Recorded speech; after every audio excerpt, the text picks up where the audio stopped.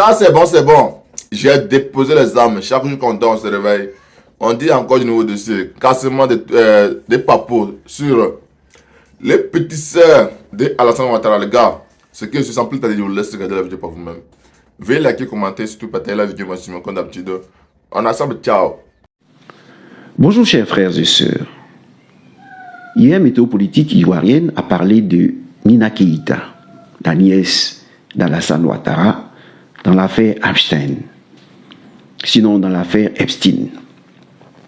Aujourd'hui, nous allons parler de Dominique Ouattara dans cette même affaire Epstein, puisque le président Laurent Gbagbo a décrié la gestion familiale de la Côte d'Ivoire.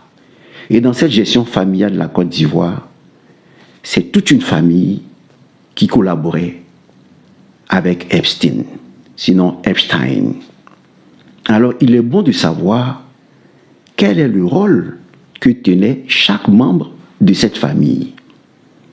Parce que nous parlons dans le contexte d'une remobilisation des troupes, comme l'a dit Dominique Bessé, choisi par le président Laurent Gbagbo pour donner un visage humain à la politique. Parce que lorsque nous regardons ce qui se passe dans la maison de l'horreur d'Alassane Ouattara, on se rend compte que la politique est inhumaine. Et c'est ce que nous constatons en Côte d'Ivoire. Donc avant de parler du défi dont nous parle, je me répète, du défi dont nous parle Dominique Bessé, il faut que nous puissions diagnostiquer le mal que connaît aujourd'hui la Côte d'Ivoire. Qu'est-ce qui nous a amené à une guerre en 2011? C'est un homme qui disait « Les Ivoiriens ne veulent pas de moi parce que je suis musulman ». Qu'est-ce que nous constatons aujourd'hui? Nous constatons que celui-ci a entraîné les musulmans dans une mauvaise lutte. Que nous reprochions aux musulmans le fait d'être solidaires, ça, c'est notre problème à nous. Eux, ils sont solidaires quand ils sont en danger. Il nous appartient, nous aussi, d'être solidaires quand nous sommes en danger. On ne doit pas reprocher aux musulmans leur solidarité. Et donc, lorsque Tiani dit, nous sommes venus pour parce que nous avions un idéal. Aujourd'hui, ils se sont trompés. Ils ont été trompés par Alassane Ouattara, qui n'est pas un bon musulman, parce qu'il adore celui qu'on appelle le dieu Moloch. L'affaire Epstein nous indique cela. Il adore le dieu Moloch, parce qu'ils tenaient leur pouvoir à travers Nina Keïta, de Epstein. Et vous savez ce qui se passait dans la maison de l'horreur d'Epstein, qui est dupliquée en Côte d'Ivoire, parce que la maison de l'horreur d'Epstein est dupliquée en Côte d'Ivoire. Mais vous savez ce qui se passait là-bas? Des enfants. Il avait un labyrinthe qui conduisait vers la mer, qui allait vers la mer, et les animaux prédateurs étaient chargés de faire disparaître ce que vous connaissez, les corps. Mais lorsque nous projetons la maison de l'horreur d'Epstein en Côte d'Ivoire, mathématiquement, on a presque les mêmes conditions en Côte d'Ivoire. Celui qui se dit bon musulman, Alassane Ouattara, est en réalité, comme il le dit, il le disait lui-même, du Nord et du Congo, Bédié à sa maison à Daouko, paix à son âme. Le président Laurent Gbagbo à sa maison à Mama. Que fait Alassane Ouattara à Assini, au bord de l'eau? Ça vous rappelle l'île de Jefferson Epstein. Donc on se demande si ce n'est pas les mêmes pratiques, si ce ne sont pas les mêmes pratiques qui se font à Assini. C'est la question que nous posons. Nous ne posons que des questions. Nous n'attaquons personne. Lorsque le commandant Free se met à faire l'apologie des sacrifices humains à Abobo, sous le citronnier, personne n'en parle. J'ai eu toujours sous mes commentaires mon commentaire d'une mère, qui était mère d'un capitaine de la gendarmerie, Elle dit, mon fils a été immolé à Abobo. Mais lorsque nous étudions ce fait, nous nous rendons compte en réalité que le commandant Free, que vous retrouverez dans le commando invisible sur YouTube, a fait une sorte d'apologie des sacrifices pour décrier les traditions africaines, mais en réalité, derrière les sacrifices, se trouvait un réseau qui liait Alassane Ouattara à Jefferson Epstein. Parce que commandant Free disait qu'ils sont en contact direct avec le Gulf Hotel, au moment où la Côte d'Ivoire était sous deux gouvernements. Sous le président Laurent Gbagbo, qui avait été proclamé président par la Cour constitutionnelle, et Ouattara qui avait été proclamé président par le groupe d'Epstein. Parce qu'aujourd'hui, nous le constatons. Nous le constatons parce que c'était des puissants qui influençaient cela et qui profitaient de la guerre pour se nourrir. Comment? Dieu seul le sait. Mais la question que nous devons nous poser, on a la maison dupliquée d'Epstein au bord d'Assini, sur la rive d'Assini. Mais on sait que ces personnes voulaient vivre longtemps. Et alors c'est en ce moment qu'apparaît l'autre Dominique, la rivale de Dominique Bessé, Dominique Ouattara, qui se présente aux yeux du monde comme la mère des enfants, Children of Africa, la mère des enfants africains. Mais on se pose des questions. Que fait-elle dans l'hôpital qu'elle a créé, hôpital mère-enfant de Pégerville? Est-ce que, ne pouvant pas créer un tel hôpital aux États-Unis, dans un autre pays, on l'a créé en Côte d'Ivoire pour se procurer ce dont Epstein avait besoin? Les enquêtes nous le diront par la suite. Mais ce qui est certain, c'est que ces personnes se présentaient aux yeux du monde comme des philanthropes. Ils se présentaient aux yeux du monde comme des philanthropes. C'est-à-dire des gens qui font des œuvres de charité partout dans le monde. Ils ont pitié des enfants. Et derrière la pitié, on adore le dieu Moloch. Parce que c'est de ça qu'il s'agit. Vous les musulmans, qui êtes bons, spirituels, comme Tchani, qui avez voulu adorer Dieu, qui avez voulu défendre vos frères, parce que vous pensiez qu'ils étaient menacés par les chrétiens du Sud. Mais aujourd'hui, vous constatez que vos frères qui vous ont trompé n'adorent que le dieu Moloch. Le dieu Moloch qui aime les sacrifices humains, qui aime les sacrifices des enfants. Donc ici, c'est ce que nous constatons. Et cela nous amène à nous poser des questions sur l'hôpital mère-enfant. On avait découvert à l'époque que dans les champs de cacao de Dominique Ouattara étaient achetés des enfants burkinabés à 150 000 francs. Et ils y travaillaient. Elle a pu étouffer l'affaire, seulement en se rendant aux États-Unis, en touchant ce lobby puissant. Et puis, on a construit un hôpital. La philanthropie.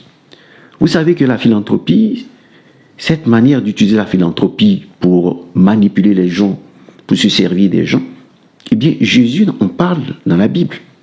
Même Mahomet en parle dans le Coran. Il a dit, vous verrez des musulmans se plaindre, mais en fait, ce sont de faux musulmans. C'est écrit dans le Coran. Jésus, qu'est-ce qu'il dit? Il dit, vous avez fait de la maison de mon père un repère de brigands et de voleurs. Vous voyez, les gens utilisent la religion comme bouclier et derrière, ils font des mauvaises choses. C'est ce que Ouattara a fait. C'est ce que Dominique Ouattara a fait parce que 300 fois cité dans des documents concernant Epstein, je parle de Nina Keïta, nous amène à comprendre qu'elle était vraiment influente dans cette affaire. Et ici, la Cour pénale internationale nous dit que cette affaire pourrait être classée dans les crimes contre l'humanité. Et donc, Nina Keïta risque une arrestation parce que des crimes contre l'humanité ont été commis. Des filles On doit mener des enquêtes pour savoir quelles sont les filles qui ont disparu.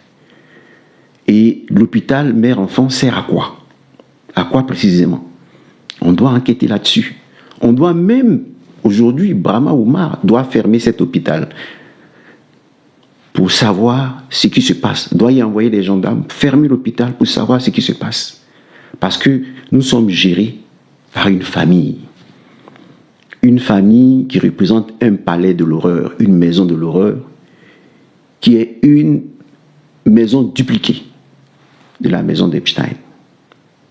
Une fois que vous avez compris cela, chères mères et sœurs ivoiriennes, vous devez aller à Belle-Côte. Hôtel Belle-Côte. Cet hôtel a été choisi, mais étrangement, préfigure, comme je le dis, un avenir radieux, Belle-Côte. Il faut que les mamans prennent la vie politique en main. Parce que le président Laurent Gbagbo veut rendre humain la politique ivoirienne. Il est informé de beaucoup de choses. Quand il a dit à Ouattara, arrêtez, il y a eu des morts. Penchons-nous sur des morts. Et nous allons parler après des législatives. Eh bien, les gens ont couru. Non, on va aux législatives, piétinant leur corps. Et même interdisant l'inhumation des victimes de Yamoussoukro. Le président lui-même, président Guémé, du RHDP et non de la Côte d'Ivoire, Alassane Ouattara. Au moment de son discours de fin d'année, il va dire « Oh, ça, ce sont des incidents isolés. » Pour qu'on arrive à de tels propos, c'est parce que le cœur est habitué au crime. Parce que le cœur est devenu insensible. Et si vous êtes connecté à la maison de l'horreur d'Epstein, à l'île de l'horreur, c'est normal que vous ne ressentiez rien pour les enfants des autres qui tombent. Donc ici, je voudrais vous faire passer le message de Dominique Bessé, qui vous appelle, vous les femmes, vous les mères, que vous soyez du PPAC ou pas, à vous rassembler à Belle-Côte pour donner à la Côte d'Ivoire un visage humain sur le plan politique. Donc écoutez Dominique Bessé s'adresser à vous. Le 21 février prochain, la Ligue des femmes organise sa rentrée politique à Abidjan, plus précisément à la Riviera Palmeraie. À quelques jours de cet événement, nous recevons sur notre plateau Madame Bessé Dominique, secrétaire générale adjointe en charge du patronat, aujourd'hui présidente intérimaire de la Ligue des femmes, pour nous donner plus de détails. Bonjour Madame Bessé Dominique. Bonjour Madame Bailly. Bienvenue sur notre plateau. C'est moi qui vous remercie. Le 28 novembre 2025, le président Laurent Gbagbo vous a nommé présidente intérimaire de la Ligue des femmes. Dites-nous comment vous avez accueilli cette nomination. Je vous remercie Madame. Je voudrais dire que je l'ai accueillie avec beaucoup de gratitude. C'était une joie pour moi de recevoir cette nomination. D'accord. Votre nomination intervient au moment où le parti, le PPACI, tangue. Suite à la dernière crise électorale qui s'est soldée par l'arrestation de plusieurs militants et sympathisants et aussi plusieurs cadres indisciplinés, ce qui a permis de faire un réaménagement technique. Aujourd'hui, quels sont les défis qui vous attendent? Bon, je pense que les défis sont nombreux, mais le plus important en ce qui concerne la Ligue des femmes, c'est vraiment le défi de la remobilisation. Nous avons décidé de remobiliser les troupes, de remettre les femmes au cœur du parti, parce qu'à un moment donné, je pense qu'elles se sont senties un peu mises à l'écart et aujourd'hui, il faut qu'elles reprennent la main. Donc la remobilisation pour nous est essentielle. Est essentiel, vous l'avez dit. Votre structure organise le 21 février prochain sa rentrée politique à Abidjan. Quelle est la visée politique de cet événement?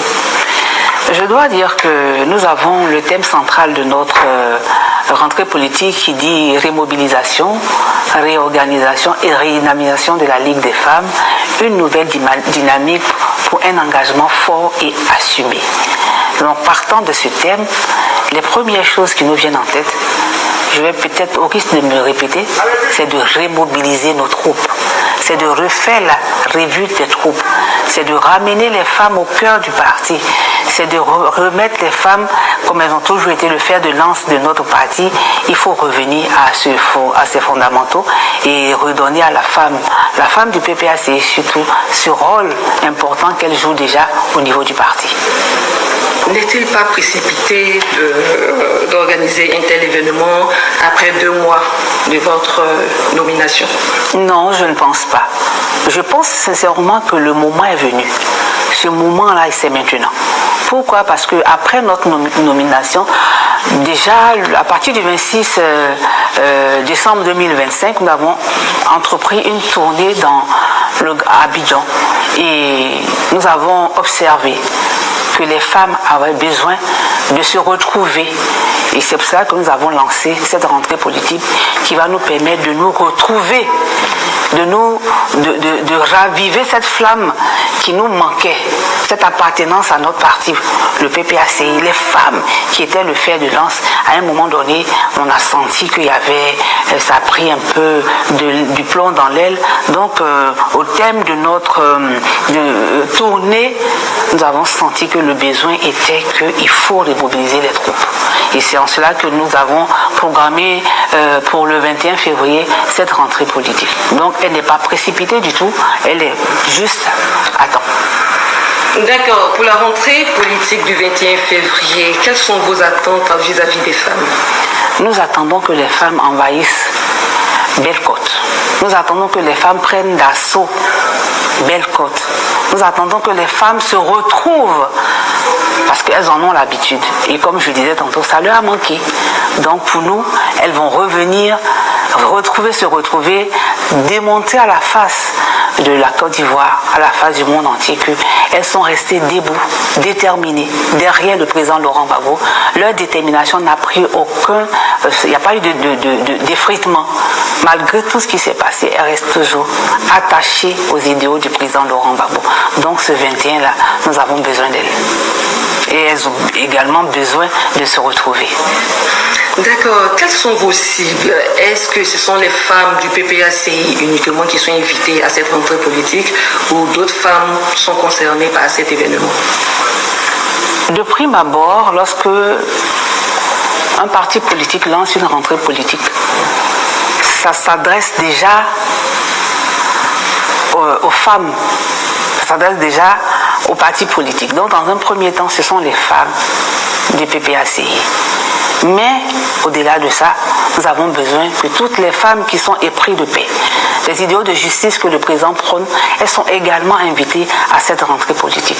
Donc nous appelons toutes les femmes qui sont dans les partis alliés, qui ont la même vision que nous, de se retrouver ce jour-là à Belle-Côte, ce 21 février. Donc la cible, ce n'est pas uniquement les femmes du PPACI, ce sont les femmes du PPACI, les militantes donc du PPACI, les sympathisantes et tous ceux qui ont de l'affection pour le président Laurent Gbagbo et qui veulent se retrouver ce jour-là.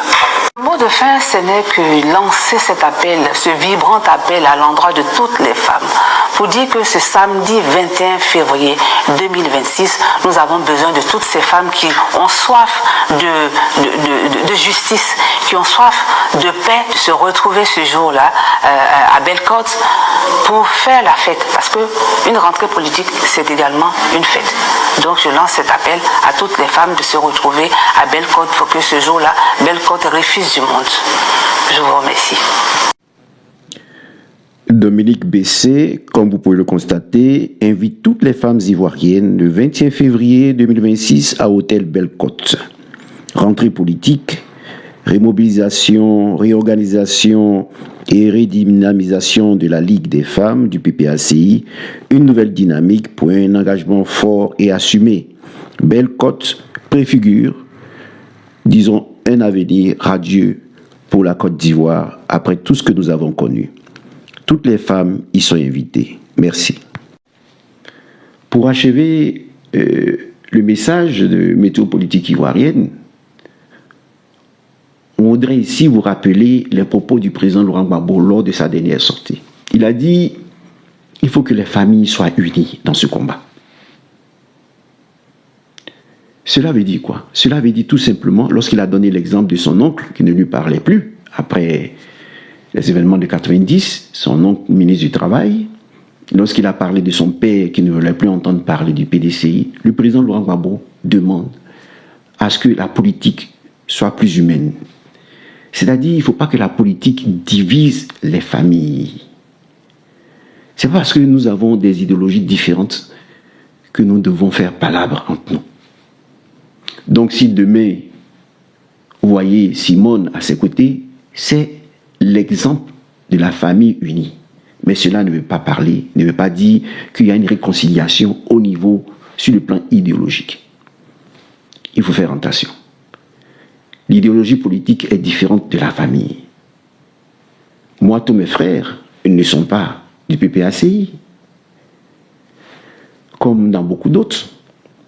Mais il ne doit pas donc subir le courroux du pouvoir en place parce qu'ils sont pas, ils sont mes frères, ce sont mes frères. Donc, vous voyez, on peut être dans la même famille et ne même pas avoir la même vision politique. Mais cela ne veut pas dire que lorsque nous avons un mort, nous ne devons pas être ensemble.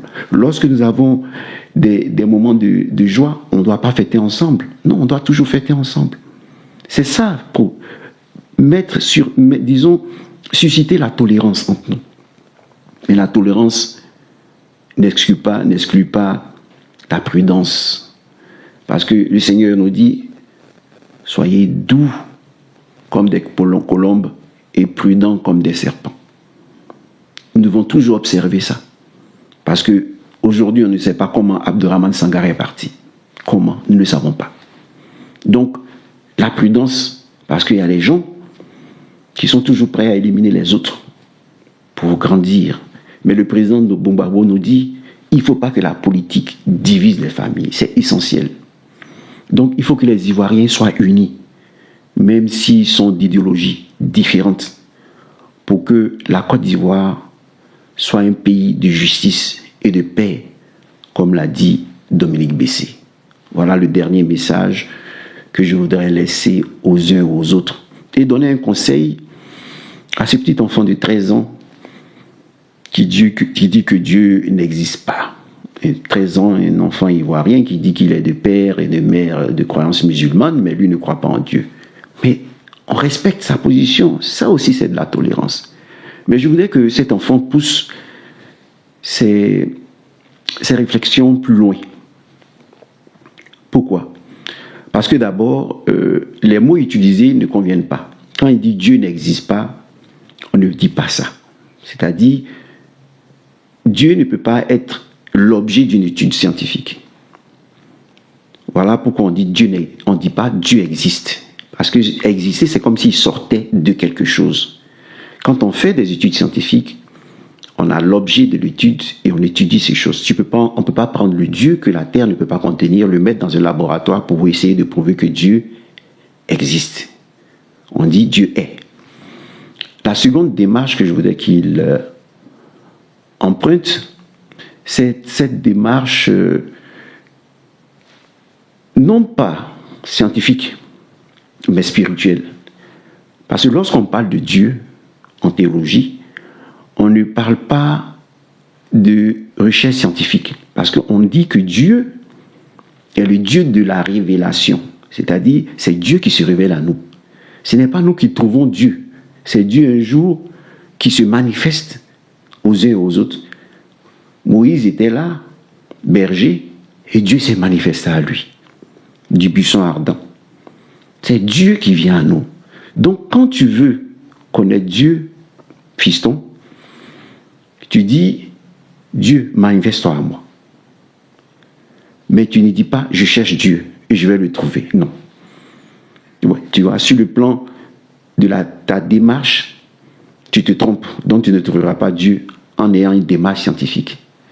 Tu trouveras Dieu si tu as une démarche de foi qui dit, si tu y es vraiment, manifeste-toi à moi. Voyez, moi, Dieu s'est manifesté à moi. Je ne parle pas de ce que je ne sais pas. Je parle de Marie parce que je l'ai vu. Je parle de Jésus parce que je l'ai vu sur la croix. Voilà, avec mes propres yeux. Donc, ici, C'est Dieu qui se manifeste en toi. Tu ne peux pas le découvrir au moyen de ta raison. Si tu veux t'exercer à la réflexion, je te demanderai d'aller vers les entités qui se trouvent au Bénin pour expliquer comment des entités sont sous un linceul et puis le linceul tourne sans quelqu'un dedans. Si tu réussis déjà à expliquer ça scientifiquement, bon, tu t'approcheras un peu de Dieu. Mais Dieu est le Dieu de la révélation. Il se manifeste à qui il veut. On ne le découvre pas au moyen de la raison. Tu vois, Thomas demande à voir Dieu. Il dit, si je le vois, je croirai.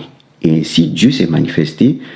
Et Jésus a dit, mets ton doigt dans mes côtés pour voir que je suis vraiment. Et quand il a fait, il a dit, mon Seigneur est mon Dieu. Et le Seigneur a dit, heureux ceux qui croient sans avoir vu. Parce que nous n'avons pas besoin tous de croire, de voir pour croire. Tu vois, le credo de l'Église catholique n'est pas le credo des Juifs. Les Juifs disent, nous avons vu Dieu. Alors, nous n'avons pas besoin de dire que nous croyons, parce que nous avons vu Dieu descendre sur la montagne de Sinaï, au moment de la théophanie. Donc, les Juifs, les vrais Juifs, pas les Juifs de la synagogue de Satan, les vrais Juifs n'ont pas de credo. Mais l'Église catholique, par exemple, a un credo. Les musulmans ont un credo. Ils disent qu'ils croient en un Dieu, Allah, et Mahomet est son prophète. C'est leur credo. Nous disons, nous croyons en Dieu le Père Tout-Puissant, Créateur du ciel, de la terre et tout, et nous croyons à la Sainte Trinité. Ça, c'est le credo des catholiques, parce que nous avons reçu ça des pères spirituels qui ont fait l'expérience de Dieu dans leur vie. Fiston, voilà ce que j'avais à dire. Je t'ai consacré un petit temps pour que tu te reprennes un peu, pour ne pas suivre les scientistes. Voilà, les scientistes sont ceux qui pensent que tant qu'on ne comprend pas quelque chose, tant que ça ne s'explique pas, on ne croit pas. On ne peut pas croire à la chose. Non, il y a des choses qui existent et que tu ne peux pas expliquer, même en Afrique. Les Kémites te le diront. Il y a des choses qui existent, des pouvoirs surnaturels qui existent que tu ne peux pas expliquer scientifiquement. Donc si tu ne peux pas expliquer ces pouvoirs naturels, surnaturels, tu ne peux pas expliquer Dieu.